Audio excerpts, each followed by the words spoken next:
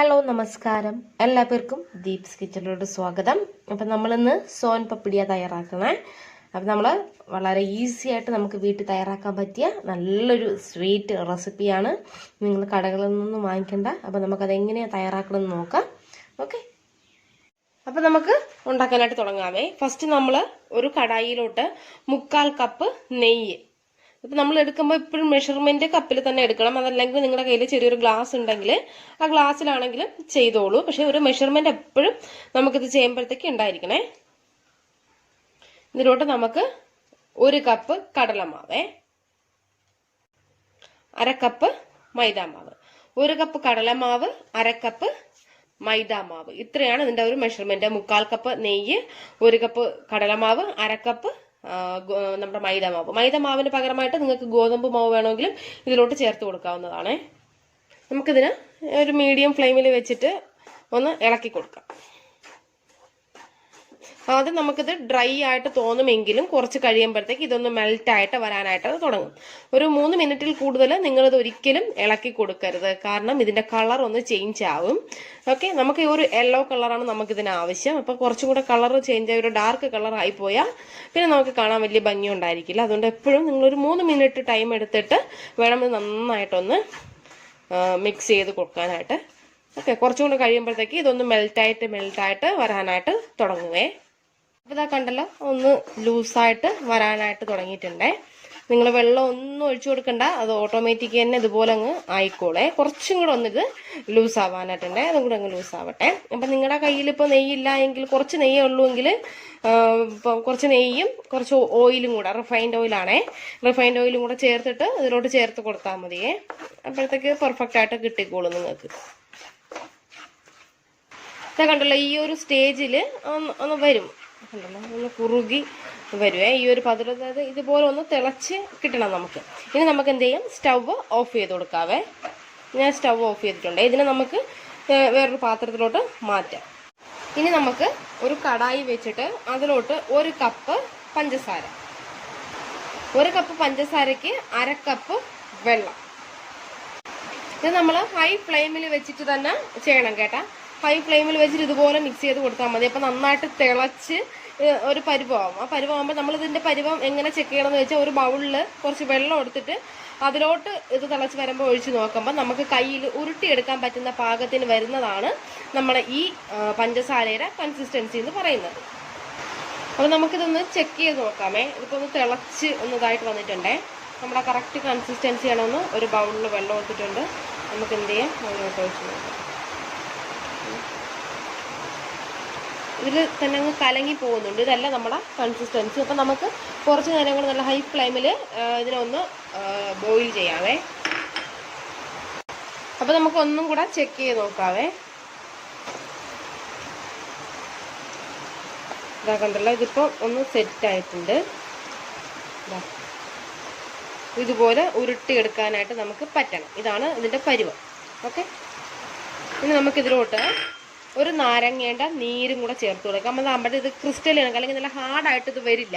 അത് വരാതിരിക്കാനായിട്ടാണ് നമ്മൾ നാരങ്ങ നീരും കൂടെ ഇതിനൊപ്പം ചേർത്ത് കൊടുക്കുന്നത്. അപ്പം നമുക്ക് നാരങ്ങ നീരും കൂടെ ഒഴിച്ചു കൊടുക്കാമേ.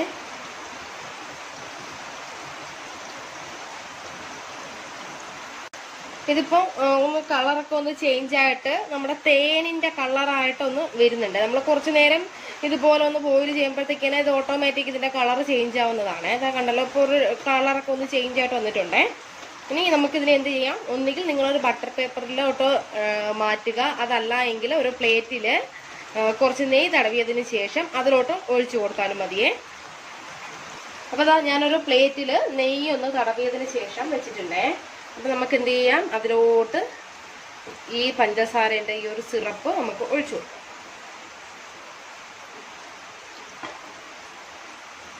ഇതിൻ്റെ മുകളിൽ ഇങ്ങനെ കിടക്കുന്നത് നമ്മൾ നാരങ്ങ ഞാൻ പിഴിഞ്ഞ് ചേർത്തതാണ്. നിങ്ങൾ നാരങ്ങ പിഴിയണതുണ്ടെങ്കിൽ അതിൽ വെച്ച് പിഴിഞ്ഞിട്ട് ഇതിലോട്ട് ഒഴിച്ചോളൂ. അപ്പോൾ ഇതേപോലെ കിടക്കില്ല. ഇതിപ്പോൾ കിടന്നെന്ന് പറഞ്ഞിട്ട് പ്രത്യേകിച്ച് കുഴപ്പമൊന്നുമില്ല. നമ്മൾ വലിച്ച് വരുമ്പോഴത്തേക്ക് ഇതൊന്നും നമുക്ക് കാണാനേ പറ്റില്ല അതിൽ. ഓക്കെ, ഇതിപ്പോഴ് ചെറിയ ചൂടുണ്ട് എങ്കിൽ കൂടെ നമ്മൾ എന്ത് ചെയ്യുക, ഇതിനെ പതുക്കെ ഇങ്ങനെ എടുത്തിട്ട് ഇതിന്റെ പുറത്തോട്ട് ഇങ്ങനെ വെച്ച് കൊടുക്കുക.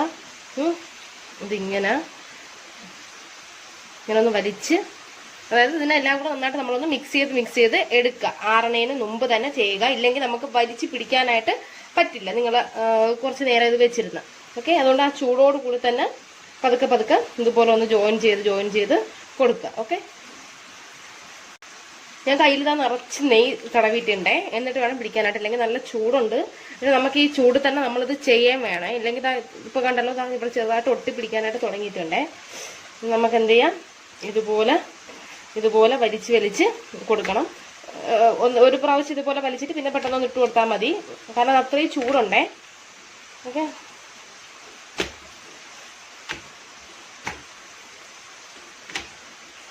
കുറച്ചു നേരം കഴിയുമ്പോഴത്തേക്കും ഇതിന്റെ ചൂടെല്ലാം ഒന്ന് മാറി നമുക്ക് കയ്യിലെടുക്കാൻ പറ്റുന്ന രീതിയിൽ ഒന്ന് റെഡിയായിട്ട് കിട്ടും നമുക്ക്. പക്ഷെ നമ്മൾ എപ്പോഴും കയ്യിലെടുക്കുമ്പോഴത്തേക്ക് ഇതുപോലെ ഒന്ന് വലിച്ച് കൊടുക്കണം. ചൂടുണ്ടേ, ശ്രദ്ധിച്ചിട്ട് വേണം ചെയ്യാനായിട്ട്.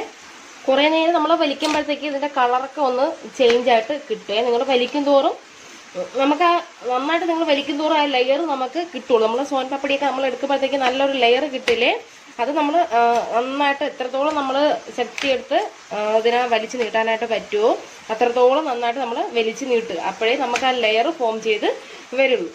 ഓക്കെ. കണ്ടല്ല. ഇനി നമുക്ക് എന്ത് ചെയ്യാം, ഇതിനെ ഇങ്ങനെ പരസ്പരം ഇതിനെ ഒരു റൗണ്ട് കണക്കാക്കിയതിന് ശേഷം കൈ കൊണ്ട് വീണ്ടും ഒന്ന് റൗണ്ട് ചെയ്യുക, ഇങ്ങനെ വലിക്കുക, പിന്നെ ഇങ്ങനെ നല്ല ബലം വീട്ടിലാണെങ്കിലും ഉണ്ടെങ്കിൽ അവിടെ ഹെൽപ്പോട് കൂടി ചെയ്യാനായിട്ട് നോക്കണം. ഓക്കെ.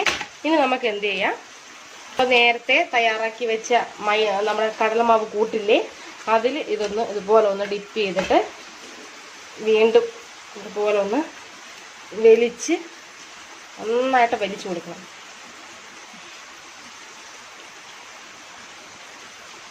എത്രത്തോളം നിങ്ങൾക്ക് വലിച്ചെടുക്കാനായിട്ട് പറ്റുമോ അത്രത്തോളം നന്നായിട്ട് വലിച്ചെടുക്കണേ. അപ്പോഴേ നിങ്ങൾക്ക് അത് നന്നായിട്ട് ഒരു ലെയർ ഫോം ചെയ്ത് വരും. കുറച്ച് കഷ്ടപ്പാടാണ് ഇനി ഒന്ന് വലിക്കാനായിട്ട്.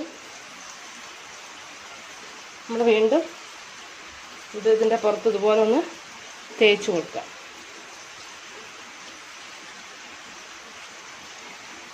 നമുക്ക് വീട്ടിൽ ഈസി ആയിട്ട് ചെയ്യാവുന്നതേ ഉള്ളൂ, പക്ഷെ കുറച്ച് കഷ്ടപ്പാടാണ്. നല്ല ബലത്തിൽ ഉണ്ടല്ലോ വലിച്ചു കൊടുക്കണം, അപ്പോഴേ അത് അപ്പോൾ ഞാൻ എല്ലാം റെഡിയാക്കി എടുത്ത് വെച്ചിട്ടുണ്ട്. അതുപോലെ തന്നെ ഞാനിവിടെ ഒരു ഇതെടുത്ത് വെച്ചിട്ടുണ്ട്, ഒരു പ്ലേറ്റെല്ലാം ഒരു ബൗൾ കണക്കുള്ളതെണ്ണം. അതിലോട്ട് നമുക്ക് നമ്മുടെ സോൻ പപ്പടി എല്ലാം ഇതുപോലെ വെച്ചെടുക്കുക. എന്തെങ്കിലും ഇതേപോലെ ഒരു ട്രേ എടുത്തതിന് ശേഷം വേണം നിങ്ങൾ സെറ്റ് ചെയ്യാനായിട്ട് വെക്കാനായിട്ടേ. ഓക്കെ.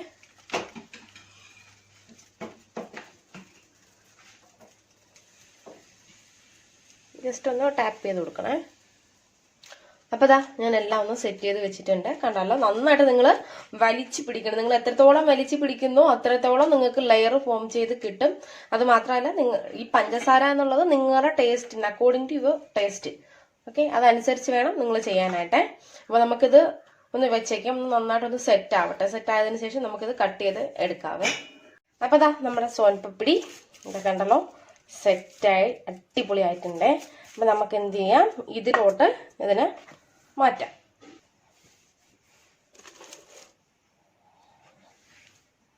കണ്ടല്ലോ അടിപൊളിയായി നല്ല സെറ്റായി വന്നിട്ടുണ്ട്. ഇനി നമുക്കിതിനെ കട്ട് ചെയ്തെടുക്കാം.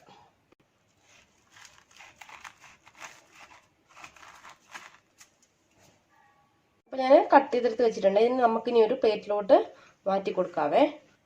അപ്പം നമുക്കിതാ ഒരെണ്ണം എടുത്ത് നോക്കാമേ. ഇതൊക്കെ ഉണ്ടല്ലോ നല്ല പൊടിഞ്ഞ് നല്ല അടിപൊളി ഇതൊക്കെ ഉണ്ടല്ലോ ലെയറായിട്ട് വന്നിരിക്കുന്നത് കണ്ടല്ലോ. അപ്പോൾ ട്രൈ ചെയ്ത് നോക്കുക. നോക്കിയിട്ട് നിങ്ങളുടെ അഭിപ്രായം പറയണേ. വീഡിയോ ഇഷ്ടമായ ചാനൽ സബ്സ്ക്രൈബ് ചെയ്യാനായിട്ട് മറക്കരുത്. കണ്ടല്ലോ ഒട്ടും ഹാർഡല്ല. കുറച്ച് നേരം കൂടി ഞാനിത് ഫ്രിഡ്ജിൽ ഒരു അരമണിക്കൂർ വെച്ചിട്ടുണ്ടായിരുന്നു. അപ്പോൾ കുറച്ചും കൂടി തണുക്കുമ്പോഴത്തേക്ക് നല്ല സോഫ്റ്റായിട്ട് നിങ്ങൾക്ക് കിട്ടും. ട്രൈ ചെയ്ത് നോക്കുക. എളുപ്പമുള്ള പണിയാണ് എങ്കിലും കുറച്ച് വലിച്ച് പിടിക്കാനായിട്ട് നിങ്ങൾക്കൊരു പാടായിരിക്കും. ആരെങ്കിലും കൂടെ ഒരു ഹെൽപ്പോട് കൂടി നല്ല പെർഫെക്റ്റ് ആയിട്ട് ചെയ്തെടുക്കാനായിട്ട് പറ്റും. 1-2 പ്രാവശ്യം ചെയ്യുമ്പോഴത്തേക്ക് നിങ്ങൾക്ക് ആ ഒരു പെർഫെക്ഷൻ കിട്ടുള്ളൂ. ഓക്കെ. അപ്പോൾ നമുക്ക് വീണ്ടും കാണാം നല്ല റെസിപ്പീസുമായിട്ട്. Thanks for watching Deep's kitchen. Thank U.